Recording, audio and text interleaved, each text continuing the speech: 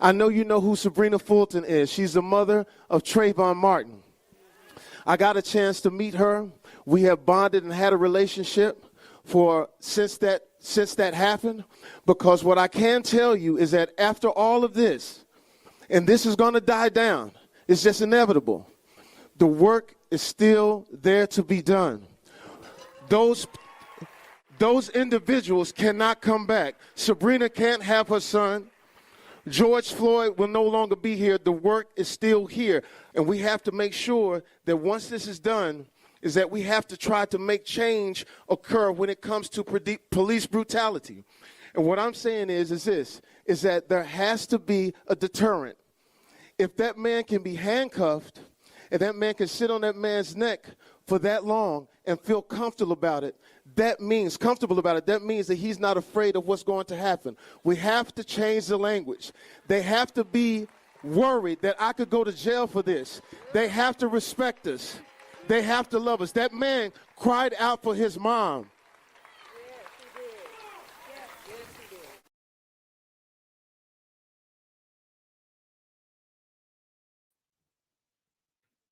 Hello, everyone. My name is Walt, and I'm your host for this evening. And I'd like to welcome you all to the latest political maturation series brought to you by myself and Boss Locks Media. So, yeah, Boss Locks, our mission is basically to lead the world to new growth and reach true equality. And this show is what I think is the beginning of that.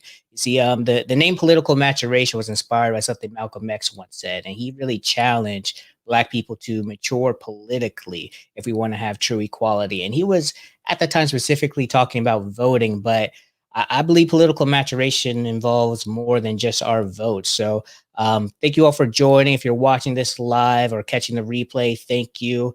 Today we're discussing how to hold cops accountable, and that really involves a lot of different things. You see, we really don't have to wait for our politicians. They're out doing what they need to do, but in my opinion, they're taking a long time. So I wanted to reach out to some people just to see, like, all right, so what can we do? What can we do right now to start holding these cops accountable? And, you know, if you know me, I'm very big on communities, collaboration. I really don't think like you could make it on your own, but it's kind of boring and lonely. So I brought two people with me that I'm very excited to introduce to you.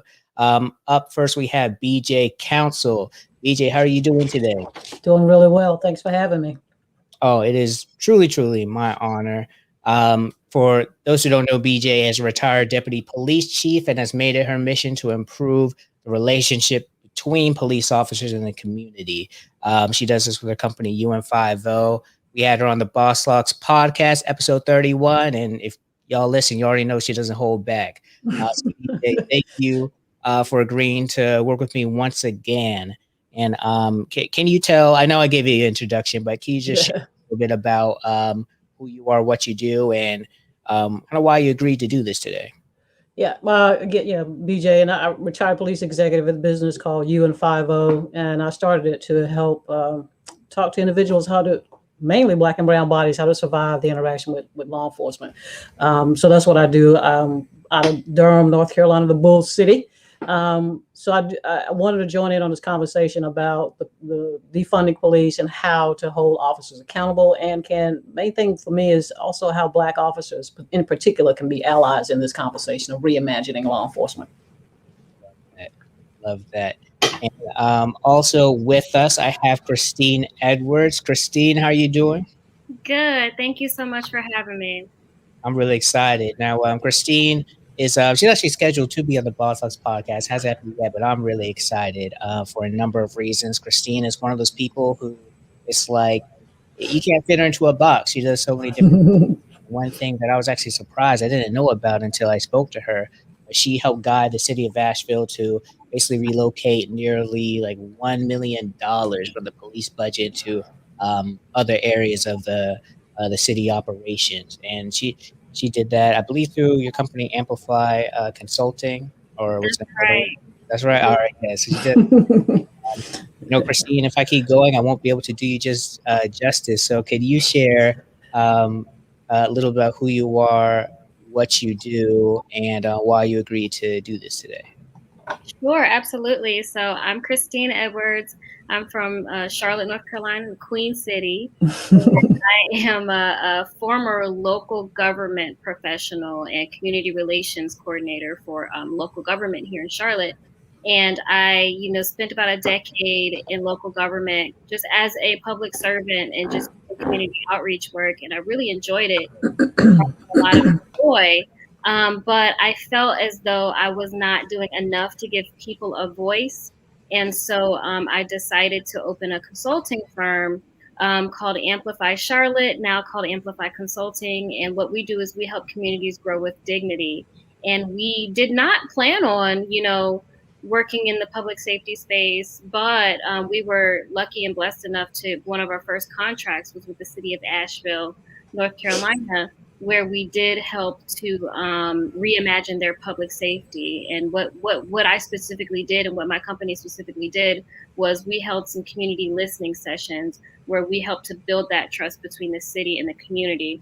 And so that's really the basis of what we were able to do. And I learned a lot about public safety throughout that process. And I learned a lot about police, behaviors. And I just really feel like this is going to take off across the country because this is an issue that we definitely need to get into. And it's definitely an issue that local governments need to take on. Local governments carry so much power in their resources. Mhm. These are billion-dollar budgets, so they do make a lot of decisions at that level. And that's why I wanted to be here today to just talk about, how we can reimagine public safety and community safety. Love it. I love it. As you can see from my two guests, we're really about that action. I'm not, it's great to talk and have these conversations because it's a great way to learn. But I think at the end of the day, like you got to do something with that knowledge and how to apply it. And you guys are both applying your knowledge and expertise into different, unique, and very important ways. So I'm definitely honored to have you. And for everyone watching, if you're catching this live, feel free to comment away. We will see it. And if I'm not going to post every comment, but if there's a comment that I think definitely needs to be seen and highlighted, I definitely will. And yeah, I think we could get right into it. So today we're talking about, of course, how to hold cops accountable. That comes in different ways. We're going to discuss what defunding the police could actually look like. By now, I really hope you've heard about what defunding the police is and can be. If not, Google it real quick. I'll do a brief refresher. We're going to talk about that. We're also going to talk about what it means for a police officer to be an ally, something BJ discussed briefly in the Boss Locks podcast. And lastly, we're going to talk about how everyday citizens can hold cops accountable. There's some pretty simple steps that I was surprised about, but they exist and we could do it today.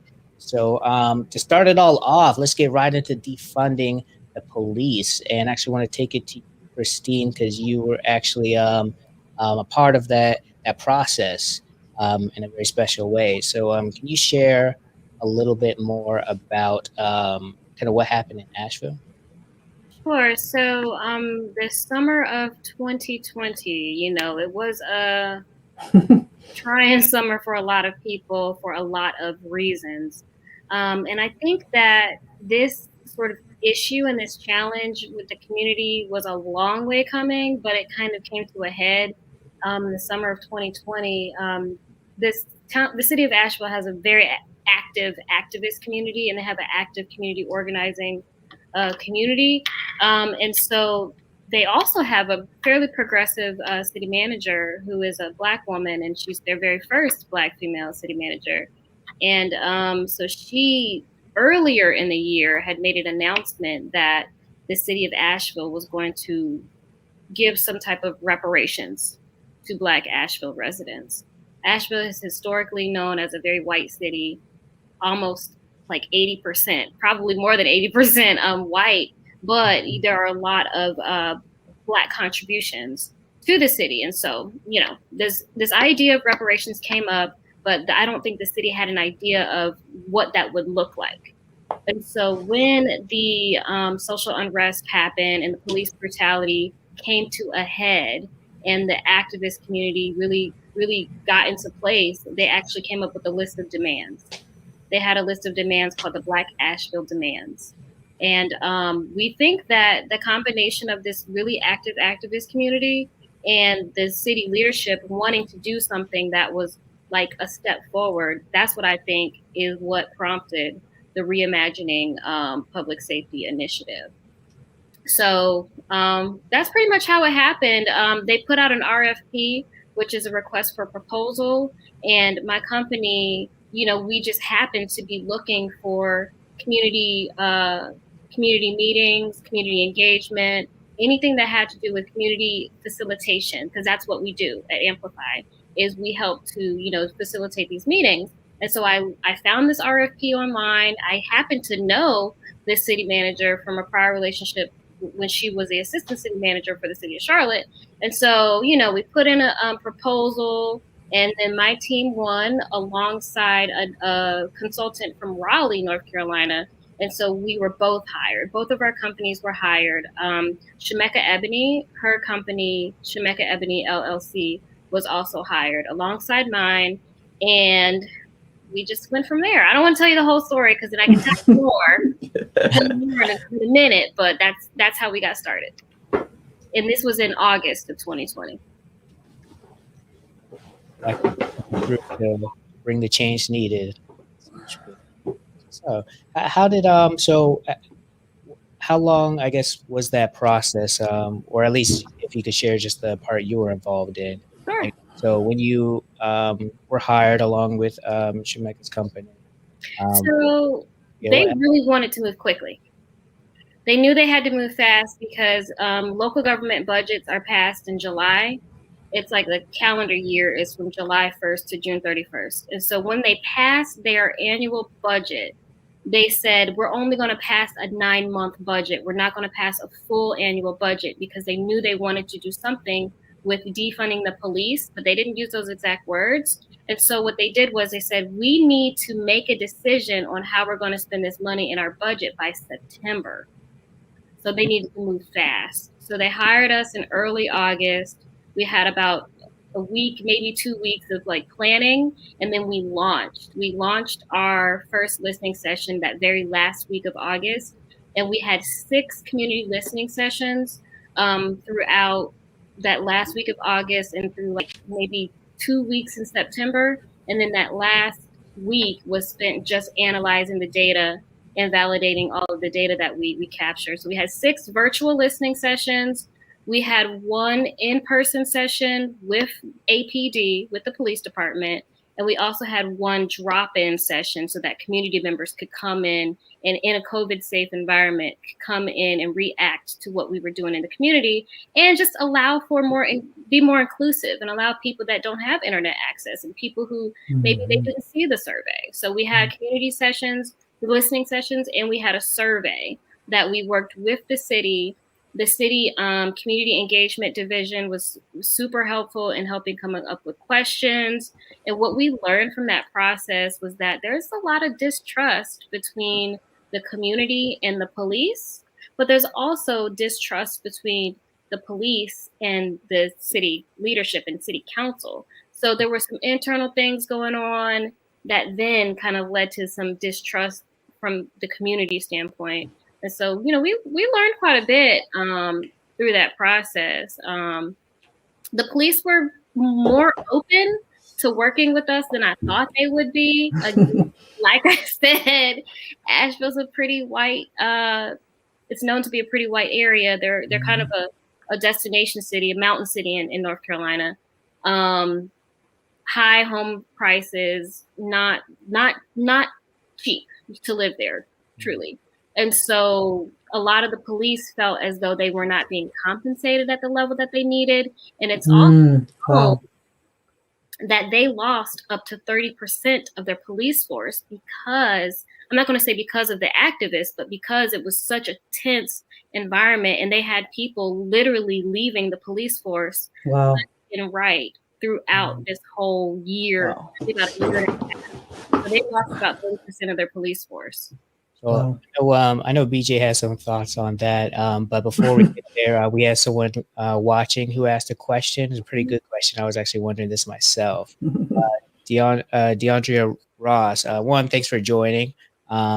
and she was asking what was the dynamics of the community listening sessions, and you feel like people spoke openly. I guess, yeah.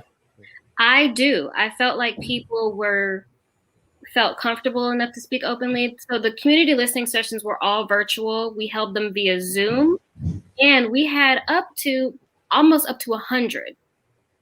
Some of them had less. Some of them had maybe like 50, 60. One of them had as little as even 30 people, but most of them had like up to 100 people. So it was kind of a management thing. We had to really manage the conversation. So it was more of it was a listening session, but it wasn't like a back and forth. We had 3 questions that we asked them. Videos were off. Sound was on, but videos were off. And you had to raise your hand to speak. And so we had 3 questions that we asked. We asked, what does public safety mean to you? Name a time that you felt safe in your community and a time that you did not feel safe in your community. We went through a list of police priorities and what people thought the police should be doing, like nuisance calls, mental health calls, violent crimes. And then the last question was, who's missing from the conversation? And so you basically, in the Zoom, you raised your hand, and then I just kind of moderated it. And I honestly, it was so good. People were thanking us in the chat and saying, thank you so much for this outlet. If I had a chance to do it differently, which I do, because we're still working with Asheville. Right. Given the chance to do it differently, what I would do differently is have smaller group sessions so that we can have a little bit more of a dialogue instead of just kind of like a town hall style conversation.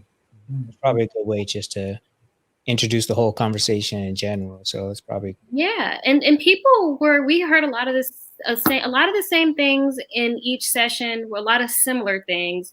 People did not feel safe in their own neighborhoods. The Black people and the people, absolutely, Deandra, the people who were living in these historically Black neighborhoods did not always feel safe because they felt as though they were over-policed. And then the white folks who lived in these well-to-do neighborhoods, they were under-policed. You know what I mean? And so it was really more of a community dynamic that really came out of that conversation that the city might not have been aware of.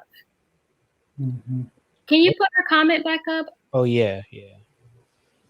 Yeah, she was saying, for those, in case you're catching the replay and listening, DeAndre was saying Asheville has a rich history of disenfranchising Black folks and specifically stealing land from Black and Indigenous folks in areas now known as downtown Asheville or the Black Mountains.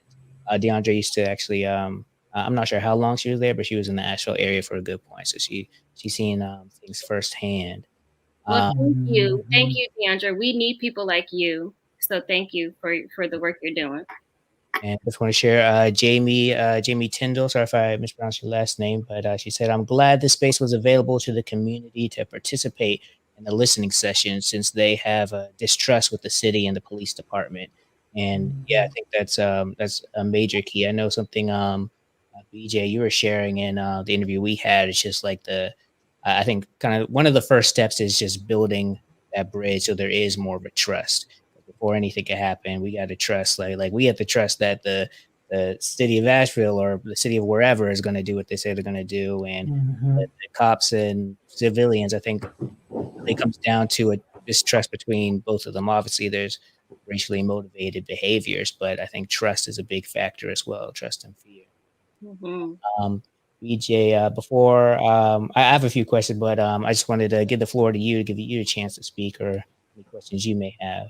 No, I mean, I'm loving the work that Christine is doing in Asheville because actually that you got to start with that conversation, to figure out what that looks like. I mean, what does over policing look like for the Black community, and what does over not policing? But coming from a law enforcement thing, the thing is, why is it in Black communities that they call the police? Because that's the only way they feel safe. So you got to kind of drill that down because they may be calling police into the community because that's what makes being a police officer, that should not be your thing you call safety.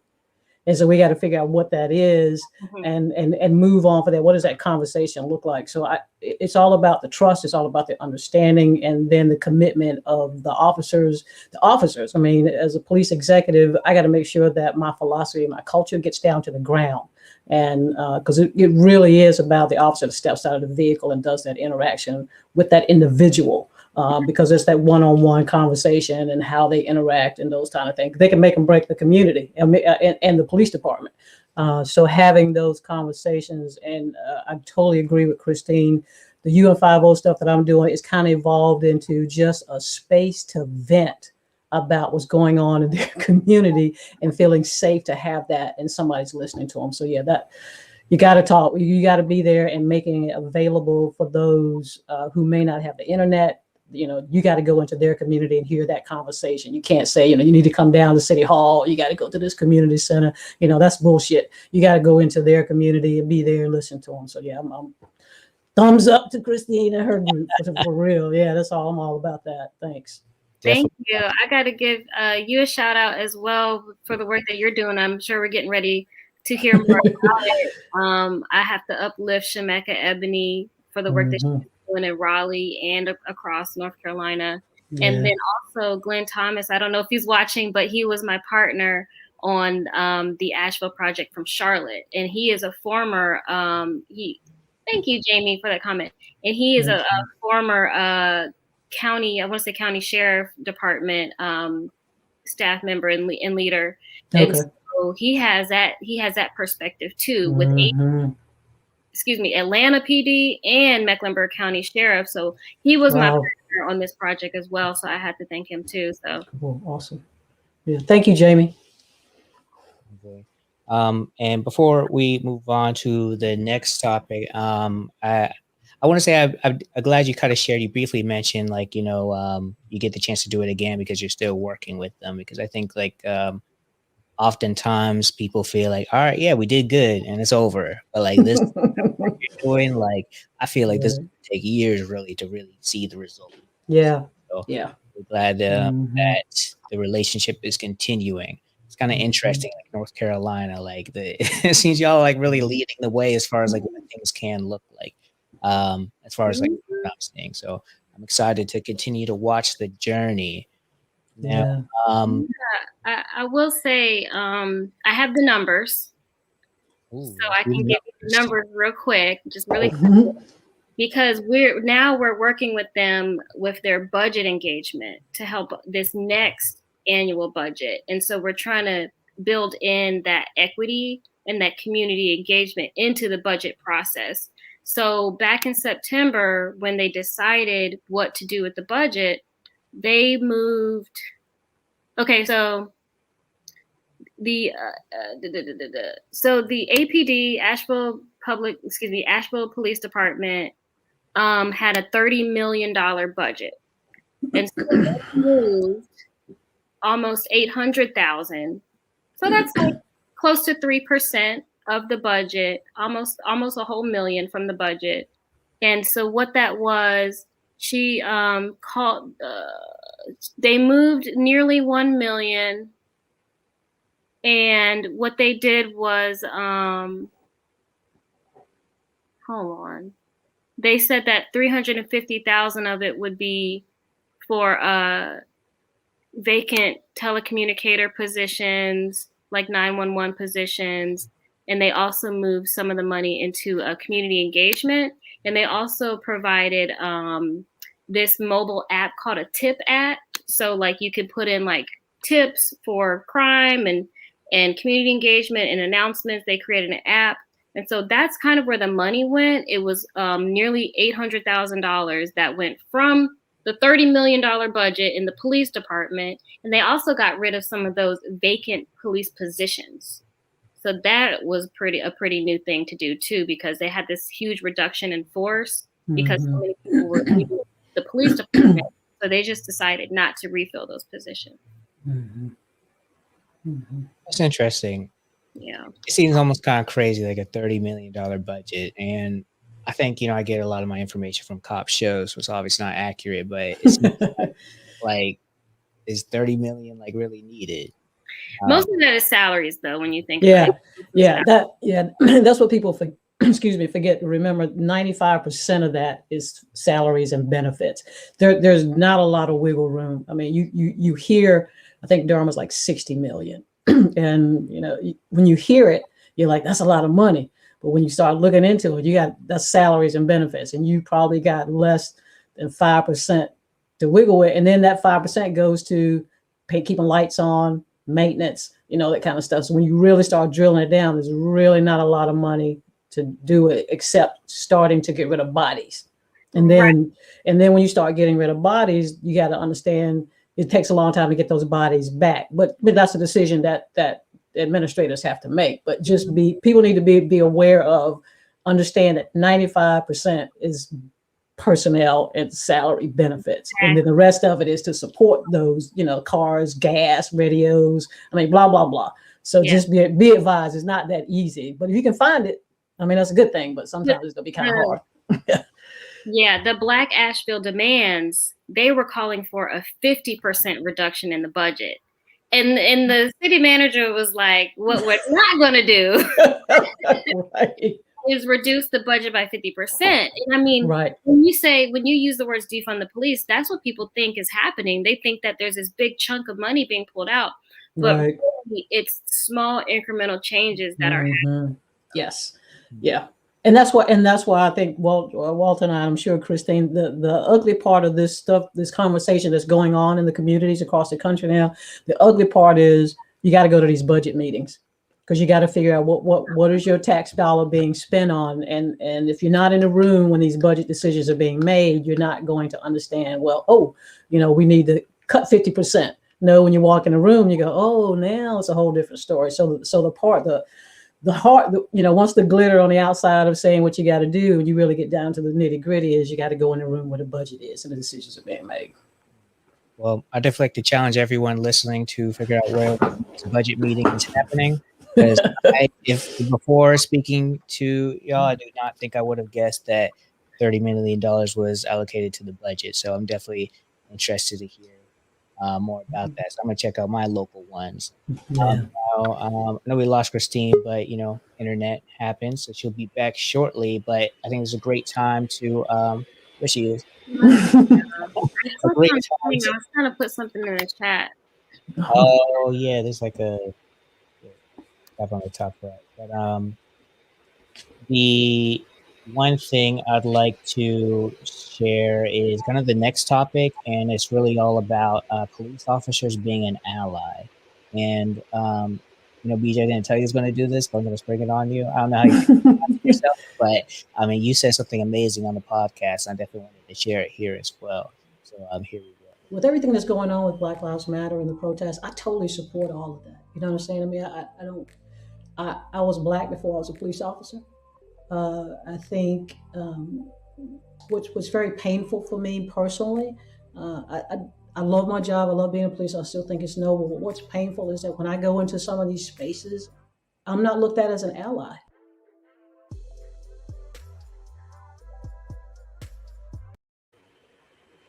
Right. That was something BJ shared from episode 31 of the Boss Locks podcast. And I think that was very shocking to me.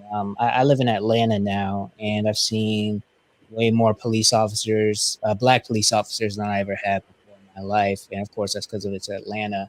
And there are some other additional conversations that we had regarding that. But the fact is that there are Black police officers in departments, and I've never even considered considering a police officer to be an ally when it comes to bringing change and things like that.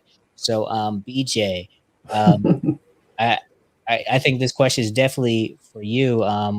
What does it mean, and what can it mean for a police officer to be an ally?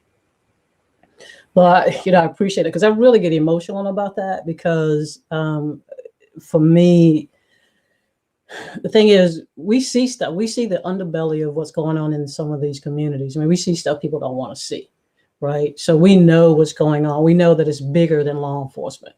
When I walk into a home and I see trauma begets trauma, hurt begets hurt, and it's generational.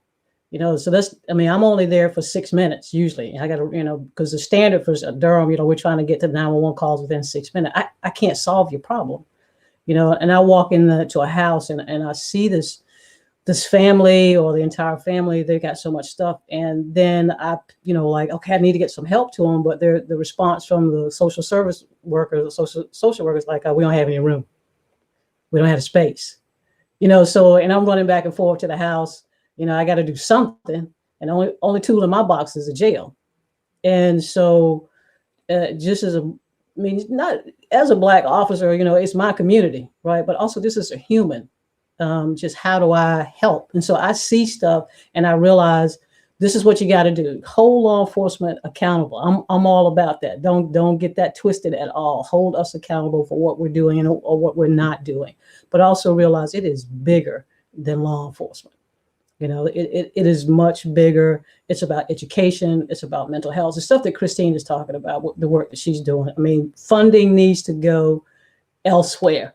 And city managers, and actually, I don't know how it's set up in Asheville or down in Atlanta, but county government takes care of social work, hire social workers, they hire mental health, they do it substance abuse. So the budget, then maybe you need to go over and stop standing in the city hall and go over to the county government and go, we need some more social workers, or we need school and mental health counselors in all the schools, not one mental health counselor running around trying to take care of 2,000 students.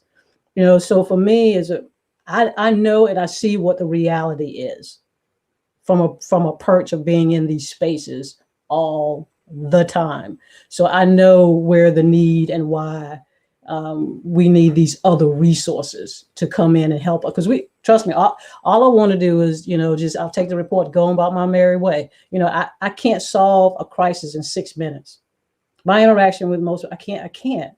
As a law enforcement officer, but I know what can, and that's those people who are trained to resolve those issues. I'm there to help, but I can't solve your problem. I need to be able to interact with you, tell you where you need to go, get you to where you need to go. And I need resources as a police officer. I need to be able to say, okay, you know what? Here's a resource here, and here you go. And I know you're going to get help. But as a police officer, I also know ain't enough social workers, not enough mental health. The houses are full, the beds are full, homelessness. I go to a call 5 times to get a homeless person off somebody's property. He ain't got nowhere to go because he's homeless. And the only toolbox I got is a jail. And it just repeats the cycle. So as a Black ally, Black police officer, just understand, I know what's happening from up close and personal. And I can tell you what needs to be done and how and where it needs to be fixed. So yeah, sorry about that, but it's a lot. It's a lot, and it's beyond the popo. It's beyond the popo. Mm-hmm. No apologies necessary. I think that's very important to share. I think it's interesting because you have a whole different perspective. Of course, the people experience it. They know exactly what's going on, and their perspective is important. That's what we hear. But as, I guess, a police officer, you have the opportunity to see things from, I guess, I don't necessarily want to say unbiased, but see things from a different perspective because you're coming into it new. So you're kind of seeing everything and like, oh yeah, okay, this is a problem right here. This is a problem right here. I can't do anything, but you're kind of observing the problems in a different light. So I think it actually is a strength and something that could be utilized more as well. Yeah.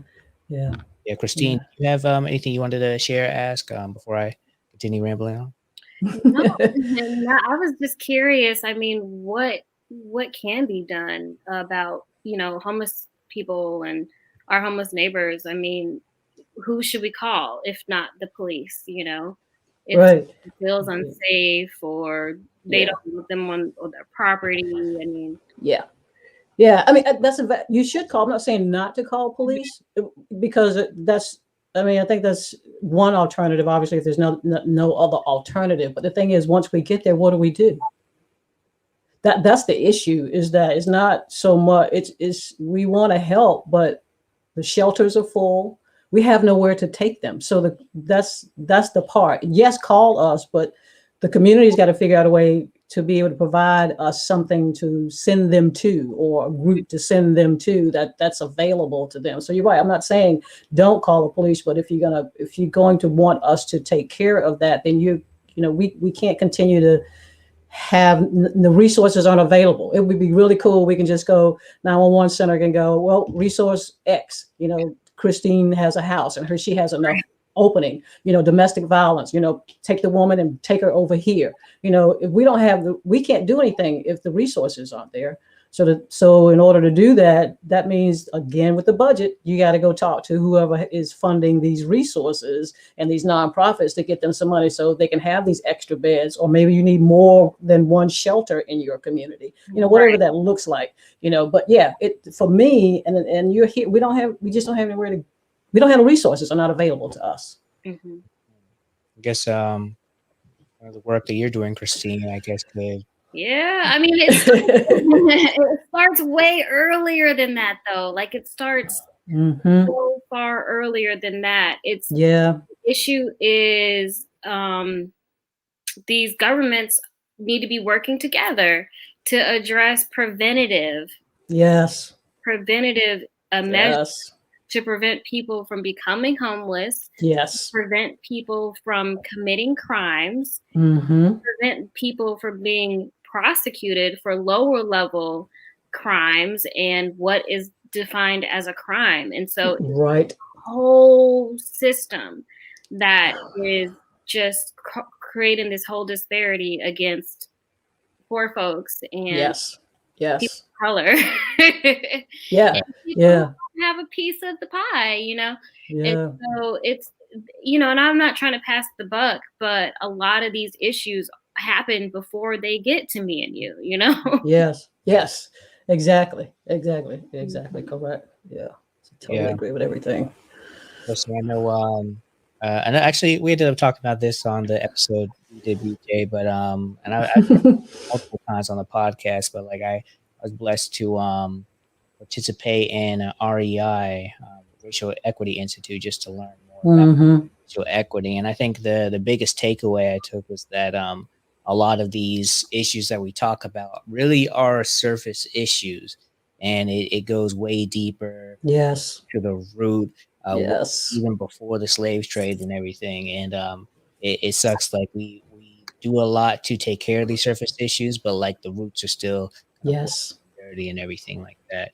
So I agree with y'all. That's part of why I really wanted to kind of start doing these political maturation series. It wasn't just me not really knowing that much about politics other than you vote for the president and stuff, but just also really work all the way down to the core and how everything's connected. I think it's just one way to use our voice and influence, but we need to, one thing I really want to do is start poking at the, just beyond it, through the surface and to the root issues. And obviously there's things that we can't control, but I think the more we know, the more we can hold not only cops, but our politicians accountable, corporations, all that stuff. Yes. That. BJ, one thing I wanted to ask you, and there's no right or wrong answer to this, but I really like the idea of police officers being an ally, or at least starting to have more channels of communication with officers who actually do want to help. What would be like some of the appropriate ways to actually start building those relationships? I think it's just understanding what law enforcement, because doing the work that I do, a lot of people, when I do UN50, at the end of the conversation, a lot of folks go, "Oh, I didn't know that." Because now they're hearing a different perspective, because I'm like, well, this is why we do X, this is why we do Y.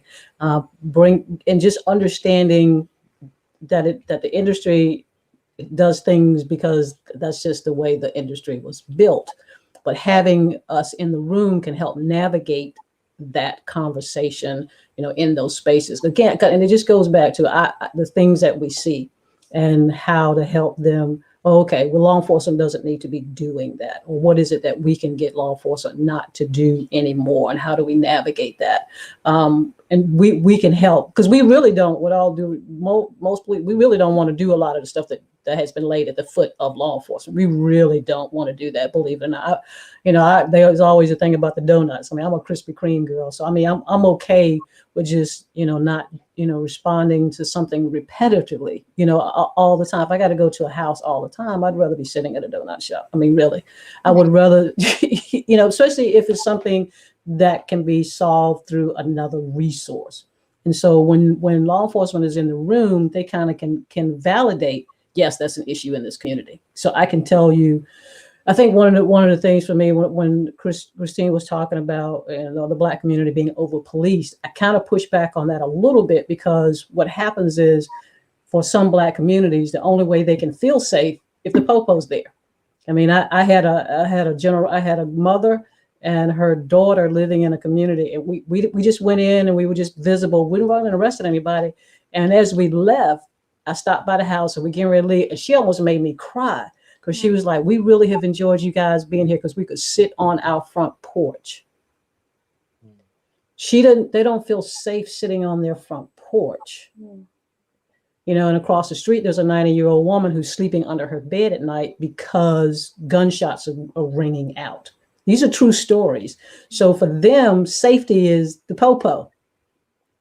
But the issue is, why are you on the corner selling drugs? You know, do you have an education?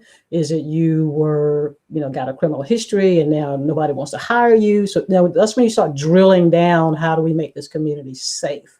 Or now we need to figure out, BJ's son is out here selling drugs. Maybe somebody needs to help BJ get her son some assistance, because the son is causing this community not to feel safe, and they're calling the police in here.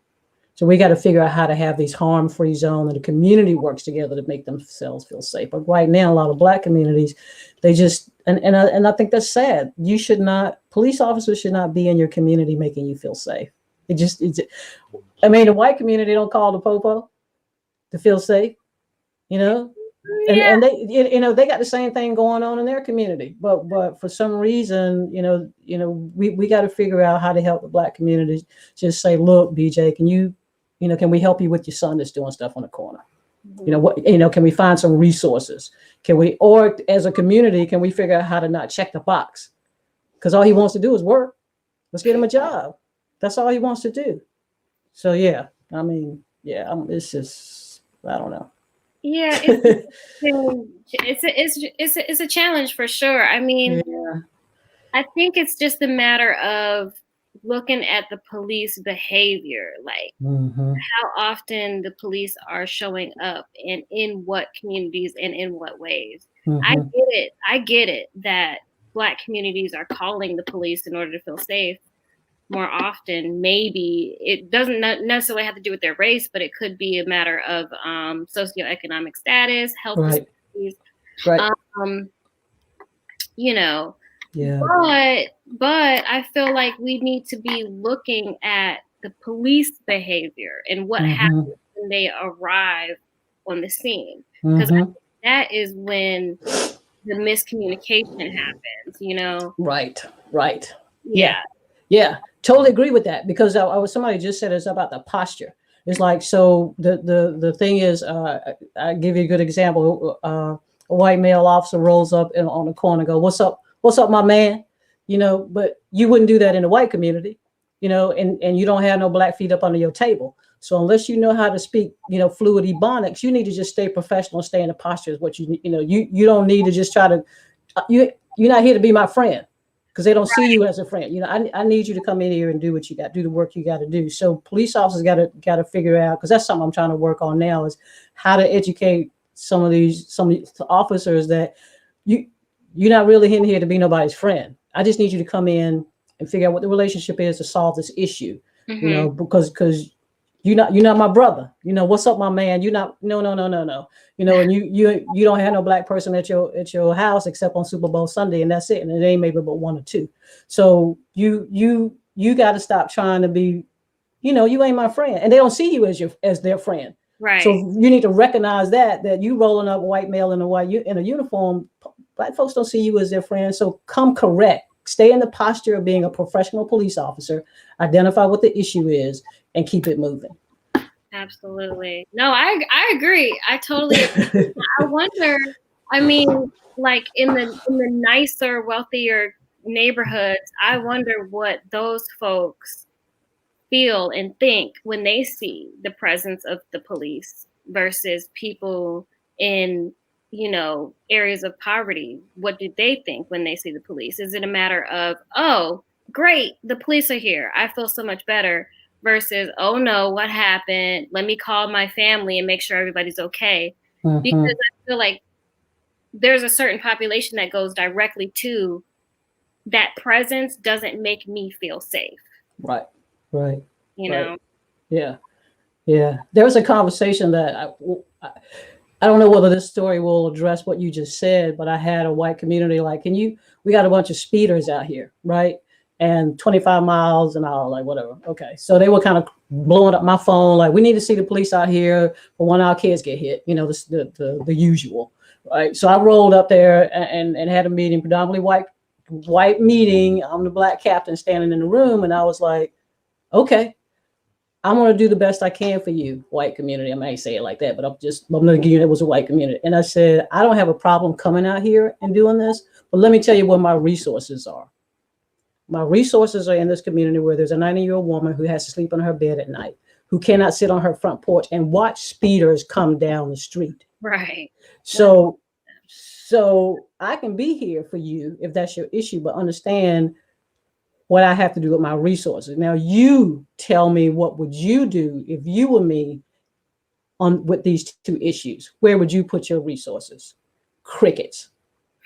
Because now they understand what I got to deal with. The reality is I got a community over here that's got some issues bigger than yourself. You can sit on your front porch and drink iced tea. I got a community over here that can't. So, so that's what happens. And then also I have to educate. Having police come into your community basically says your community is no longer safe. There's an issue. Seeing a popo a lot in your community does not mean safety. That means there are issues are going on. And the thing is, we got to be honest. So I would just be honest with them. If you want to see us, don't equate the presence of law enforcement as safety. So don't because you see a bunch of cops in your neighborhood, something's going south. Something's going south. Yeah. And you just got to educate them and talk to them and just be straight up. And that's what I try to do. Did y'all see Lovecraft Country? See what? You gotta watch it. Really? Yeah. I saw it. Let me see. I don't want to get spoilers. I'm very good at that. And I have a point to it too, but there's dang, I don't know how to do it. Sorry, BJ, but you should watch it. That's okay, because I'm a cartoon person anyway, so I don't know what I would watch anyway. So go right ahead. If it ain't got Bugs Bunny in it, I'm not really interested. In it. It's an interesting show, yeah. Yeah, very, very wild. I'll say I'm glad I stuck with it because there's a period of time where I was like, yeah, I'm done watching this. But they really brought a lot of very interesting just stories and perspectives, the way they decided to tell to do the show. And this character, a black woman, through the use of magic, she was able to make others view her as a white lady. Oh, and wow. It first happened, she was freaking out because she didn't realize that was happening, but she was just walking around as a white lady. She was kind of confused and lost. And the police officers came to her because like she had an interaction with a black person. She was trying to get help, but she's like, oh, black people, those are my people. The black person, and the police were like, hey, is this man bothering you and stuff? But the part that was interesting is just that they really were like, hey, ma'am, come with us. They took her to her home, made sure she was okay and everything. And like that, Wow. I remember watching that. And I was like, oh, damn, that's what police do? Like, that's. Yeah. The idea of being able to change your skin, not even just change your skin, but just have a different perspective and have a different interaction with the police, depending on who you are, which has a lot to do with skin color. But then you go back to the history of policing in this country. And, I'm not as radical as a lot of folks who are saying defund the police, abolish the police. I definitely want to make space for having the conversations about reimagining the police and defunding the police to a certain degree. But I'm not here to abolish them. But I want to give space to that. I want to hear about it. I want to hear your stories. I want to hear your experiences. I want to hear your case, because a lot of people are making the case for completely getting rid of the police force, like at all levels. Right. And so I'm not necessarily for that, but I love to talk to folks like that because I want to hear it. Tell me your perspective. And I get it, because it does have this deeply racist history of the police being tied to being, slave catcher. I don't know if it's a direct correlation, but that's the story. That's how the story goes. Yeah. And so again, I'm not like completely abolish the police, abolish all prisons, because I think we do. Okay, I don't want to get on my soapbox, but I mean, I believe in justice, and I believe in law and order, and I believe in safety. Yes. But I want to hear it. I want to hear your stories. I want to hear your perspectives about it. Yeah. That part's key. Definitely. Yeah. A lot of politicians, officers, a lot of people, they hear defund the police, and of course they get defensive, and that makes sense, of course. But I think that a lot of people forget is that the defund the police isn't a movement started by politicians. These are people saying that, which is basically them saying there's a problem, we don't like it, y'all aren't doing your job, so you're gone, you're fired, type of thing. Defund those police, defund the bad police, fire them and convict them. The police who are going into people's homes and shooting them, and the police who are shooting unarmed people, defund them, fire them. That's how I feel. There is definitely room for reform. Reform's possible. That's right. And actually, I think that's a really good segue into the next point I wanted to touch on. Really, the whole theme of this show is how to hold cops accountable.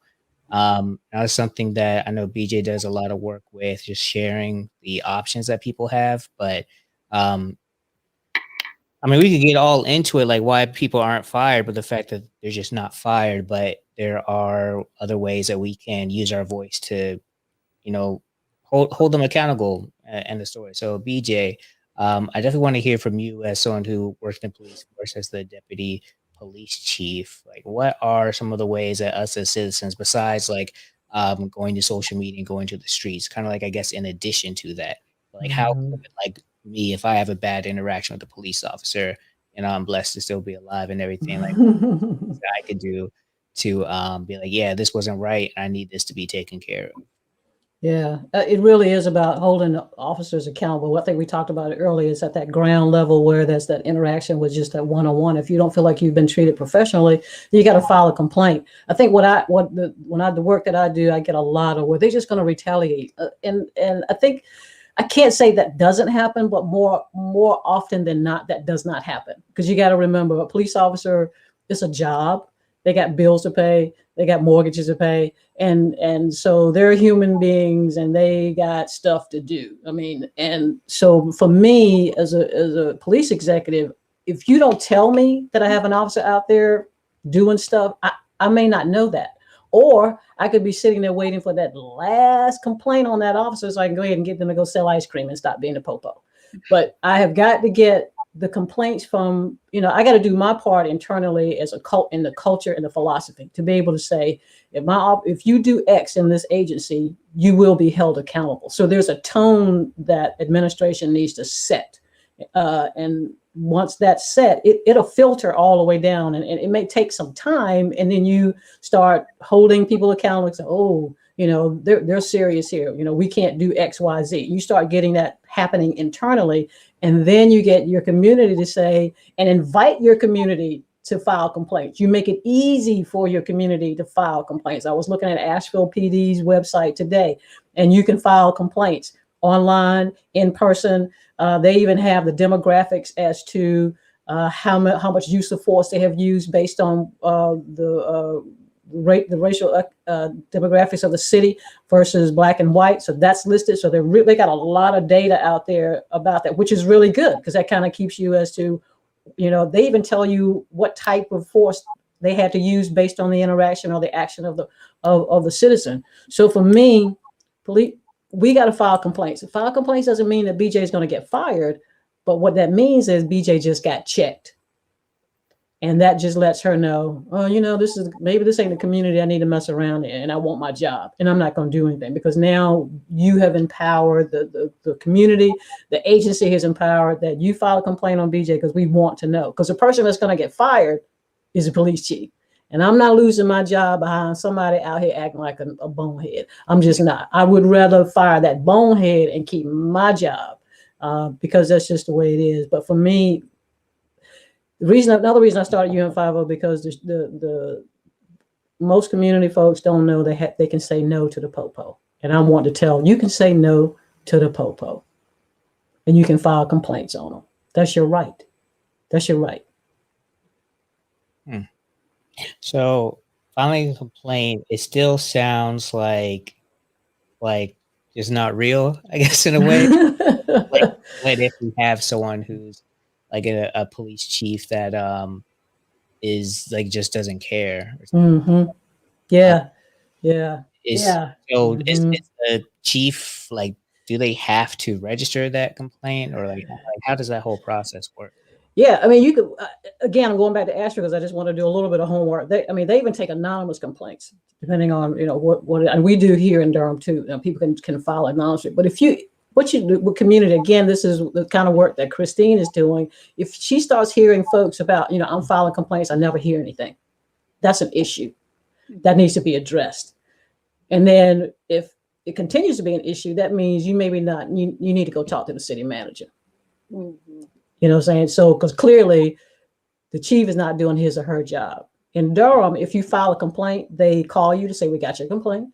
Here's what is the complaint in reference to, and it's violation of X. And then they do the investigation and keep you informed of when it's going to be done. And then they will send you, if it is sustained, either way, but if it's sustained or they have been found guilty, they will actually send you what the possibilities are of the discipline the officer could get. Or reprimand, written reprimand, suspension, or termination. If you see me riding down the road, you know I didn't get terminated. But you also, if I was found guilty, I got one of those. Right. And it doesn't violate their personnel privacy. And so that's transparent. Yeah. And that's saying to the community, oh, they told me, they got my complaint, I was involved in it, and they told me what the results were. And that's all you can add. And then if you don't get that and you don't feel like that's what you need, talk to the chief. If you don't like that, he or she works for the city manager. So another question for you, BJ, and this comes from the audience. Lex, thanks for joining us today. Lex was asking us, she said, BJ, do you see a culture within the law enforcement community where officers do not hold each other accountable? She continues to say, I don't know the facts, but it seems like officers cover for other bad apples. So BJ, in your experience, like what does what Lexus was saying, does it make sense? Like, do you see that people within police force are just letting each other slide? I can't answer for my agency because we held each other accountable. We would report because, like I said, I'm not going down for something your dumbass did. So it actually is a culture thing. And when I was talking about earlier, yes, some agencies probably do. And when you start getting into police chiefs that are kind of winking at patrol, you just go ahead and you'll be all right. I'm sure that in some cities that may be something that's true. I can't answer that, but you need to figure that out, or you would only know that if you start filing complaints. You would only begin to know that because I'm not saying it doesn't happen. There's no way I can say it doesn't happen. Yes, I'm sure it does happen, but that says a lot about the culture. That says a lot about the leadership. And so, you see what people got, and the statistics, there are 18,000 law enforcement and state across this country, right?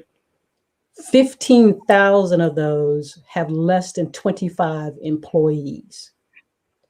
So basically, you should be able to know who is working in and how they're working in your community, getting involved. As larger organizations are the minority in this country. We hear about them all the time, but the backbone of law enforcement in this country are 15,000 and more, and the majority of them have less than 50 people working in the police department. So you're talking small communities. And in order to figure out how, and you should be able to know what are they doing? Because you're going to know most of them. And whether or not they're looking out for each other. And that's when it comes to the community stepping up and saying, I got to file a complaint on these officers. And then you turn around and figure out what's happening. And then if nothing happens, that tells you something about the culture, but tells you something about the leadership. Yeah. And I would like to add on to that. In addition to the leadership, of this city, the city leadership should be encouraging citizens to get involved at that level.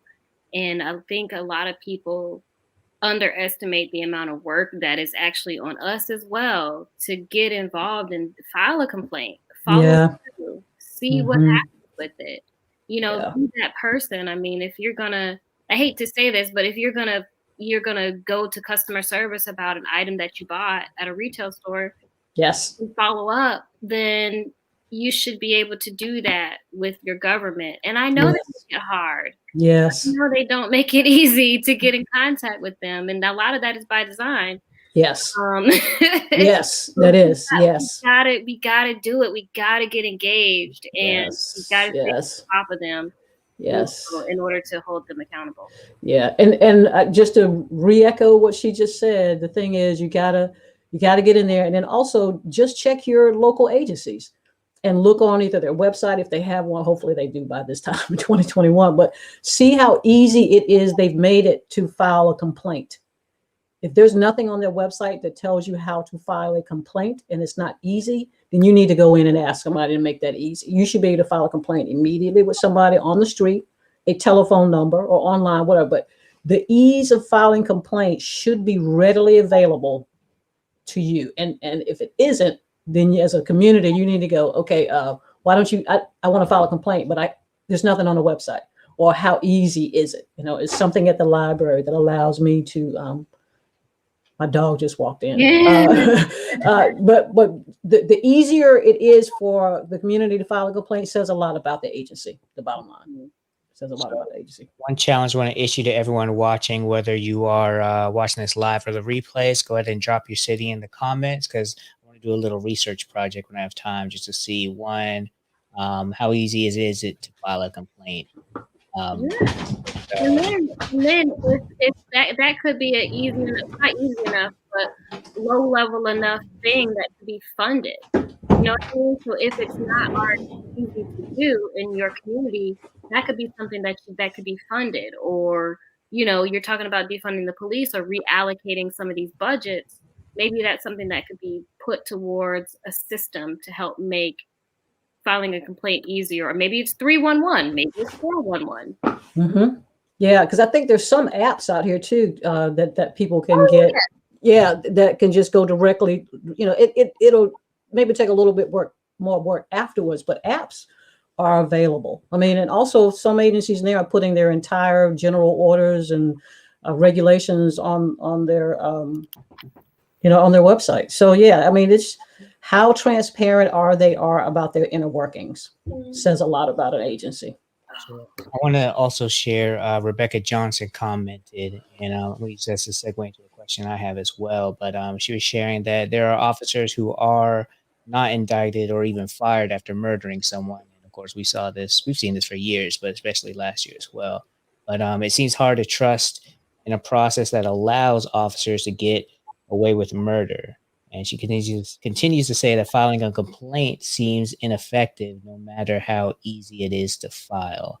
Now, I definitely agree with that. I think filing a complaint is still it's something I'm going to do. If I hope I never experience this, but if I do, I'm definitely going to file a complaint. But it still seems like, I mean, what's going to happen? And obviously, BJ, I know you shared your agency, your department, you weren't having any of that. So any complaint, you were definitely checking people. But obviously we've seen that people are just going without getting checked. So one, Rebecca, thanks for sharing that. But I think one question I have from there is, when it comes to filing a complaint, we don't see any action. You guys mentioned reaching out to city leadership. Who do we speak to? The first person I'm thinking of is the mayor, but I feel like, well, one, it's hard to get in touch, but is that even the appropriate person? So I don't know if there's a perfect answer or not, but who would you say are people, positions, or I guess places that we should reach out to if the complaint filed has been registered? You know, Christina said it, and I have to keep going back to what she said. I mean, it takes a little bit of work.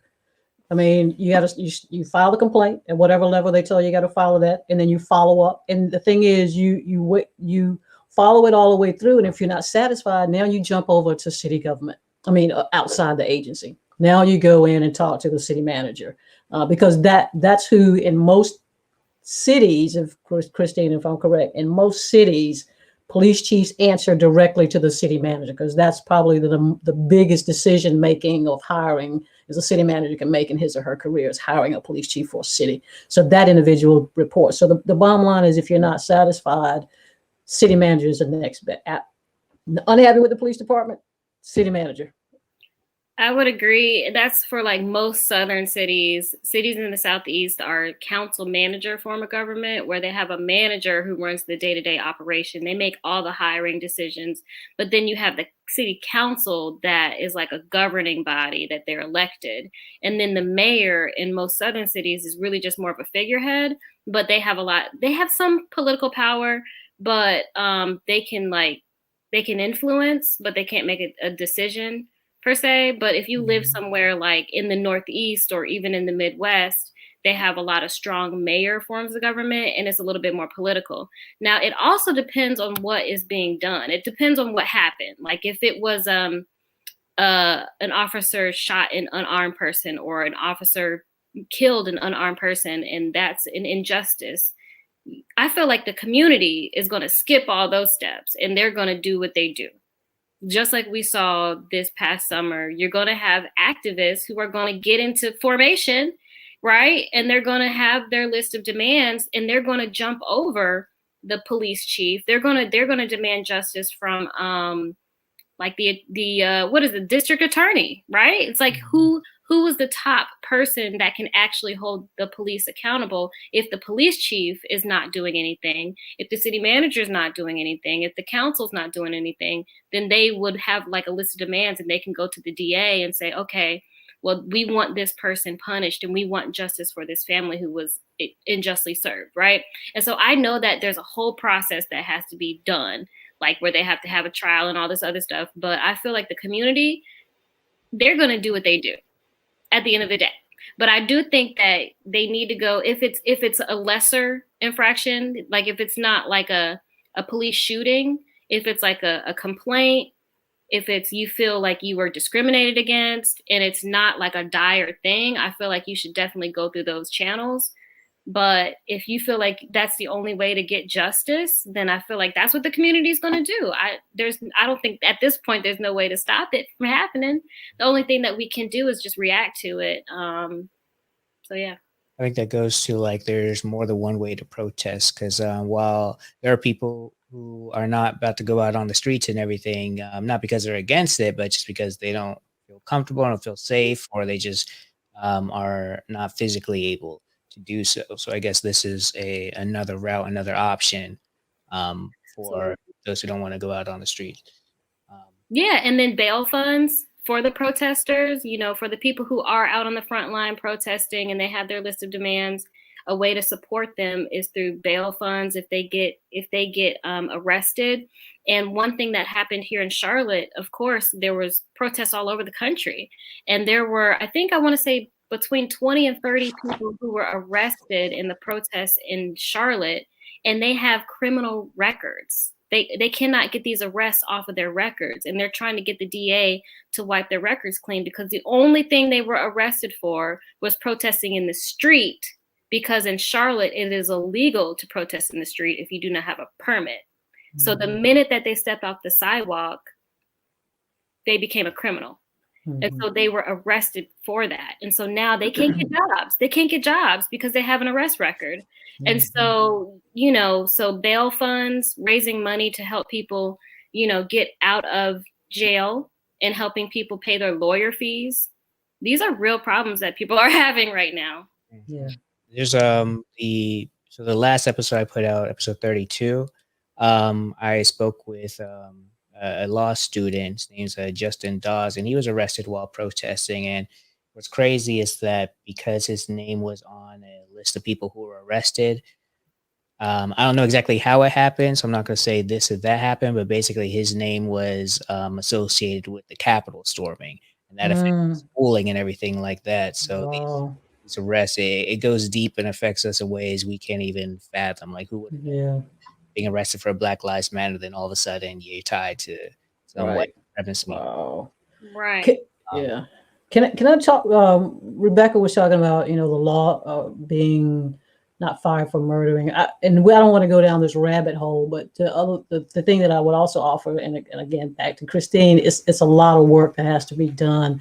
The community has to, but what you also have to remember, there are laws on the book, and until we figure out politically to get people to understand, some laws have to change. And right now, getting away with murder may be because the laws, it doesn't fit a particular law. They're you know what I'm saying? I'm not trying to, I hope that doesn't sound like an excuse, but laws need to be changed based on some of the things that are occurring.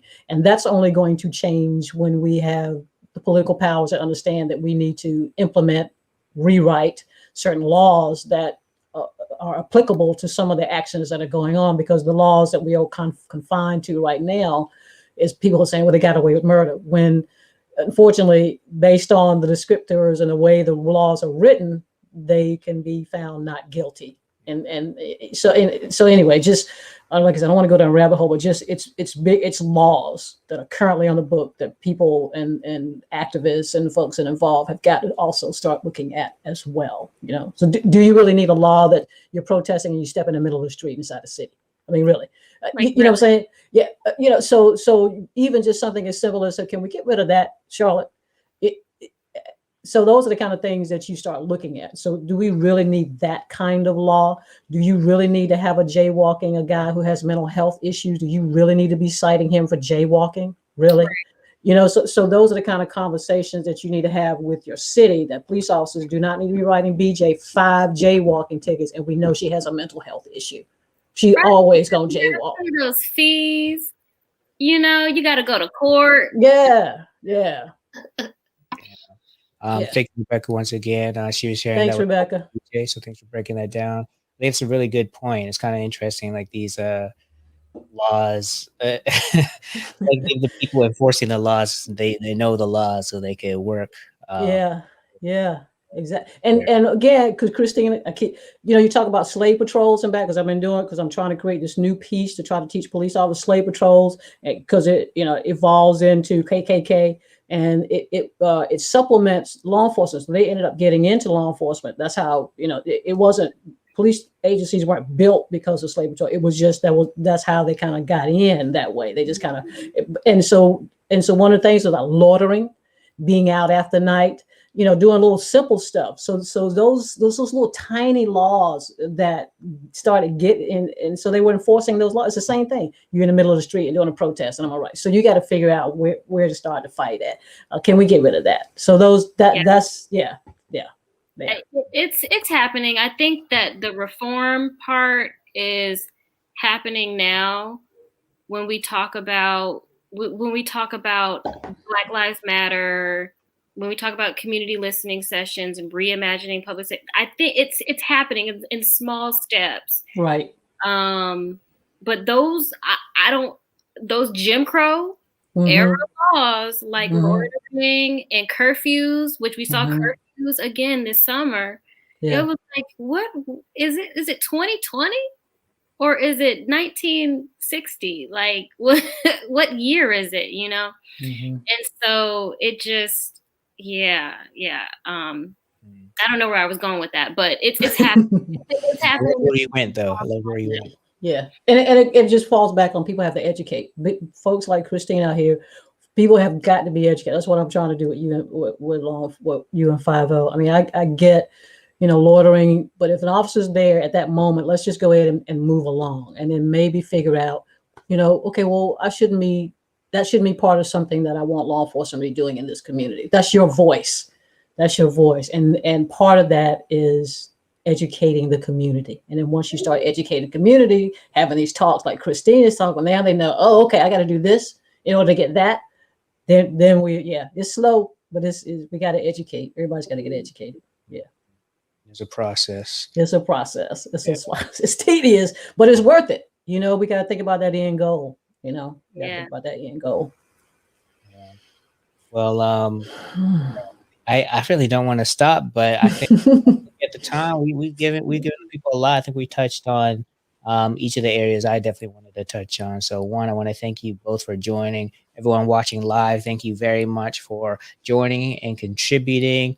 Oh wow, you know what's funny? I actually know DeAndre, but I know her by D, so never actually said her whole name out loud. But D, thank you for joining and commenting. Jamie, thank you. Alexis, thank you. Rebecca, thank you. And for everyone who didn't comment, thank you just for watching. I hope you learned something or just got a new perspective on this thing as well. BJ and Christine, thank you very much for joining as well. Now, I want to give you each a chance to plug away because you guys are doing some really amazing things. BJ, can you just go ahead and plug? Like, what do you have going on? What's happening? Anything new coming up? Yeah, I mean, just my podcast. If folks would check us out on UN50, the podcast, and then we're going to be doing a live. We are allies with some ex-colleagues of mine. They're assistant chiefs from Durham PD on March 30th. If you want to join in on that, it'd be really cool. So yeah, thank you very much for having. I've enjoyed it. This has been really cool. Thanks for the questions, and I really appreciate it. Love it. All right, yeah, definitely. Let me know when that's happening. Definitely have to attend that, especially after this. Dean, can you share what's going on? What do you have? Anything coming up? Whatever you'd like to plug. So I know you got like 50 different. No, thank you so much. Thank you for having me and having us here today. You can follow Amplify Consulting on Instagram at Amplify CLT. We're also on Facebook at Amplify CLT and on Twitter at Amplify_CLT.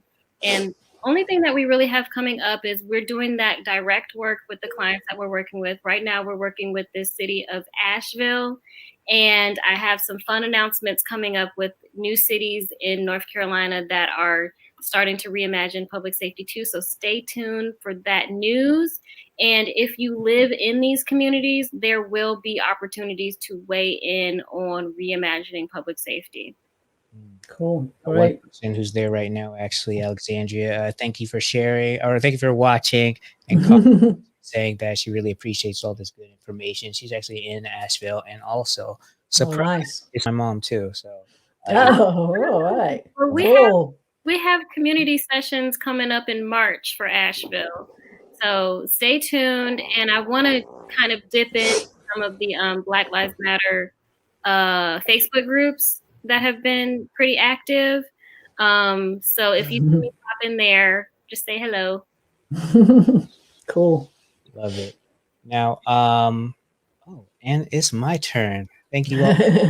If you're not already doing so, follow Boss Locks, BOSSLOCKS. The K is important, stands for knowledge of self. We're on Facebook. If you're already watching on Facebook, go ahead and click that like, turn on notifications. Also, if you're on Facebook and you're Black, there's a group for you called Working Well Black Community. I actually don't know the best way to get to it, but there are several ways. Search Boss Locks Working Well Black. It'll show up. You'll see a picture of myself, a nice little profile angle. That group is created there because there are some conversations like these everyone needs to hear. Really, all the conversations everyone needs to hear, but there are some conversations that we need to have amongst ourselves, and so we're working on creating a few more opportunities for us to have some of those deeper conversations to kind of hold each other accountable in different areas. But you could also follow us on all the podcasting platforms. You can check out the interview we did with BJ just to really hear about her experience, her journey, why she even joined the police force and started UN50. Just search Boss Locks, BOSSLOCKS. You could probably search my name too. Let me know. And yeah, like I said before, go ahead and comment your city. Let me know what city you're in because I want to figure out how easy it is to file a complaint.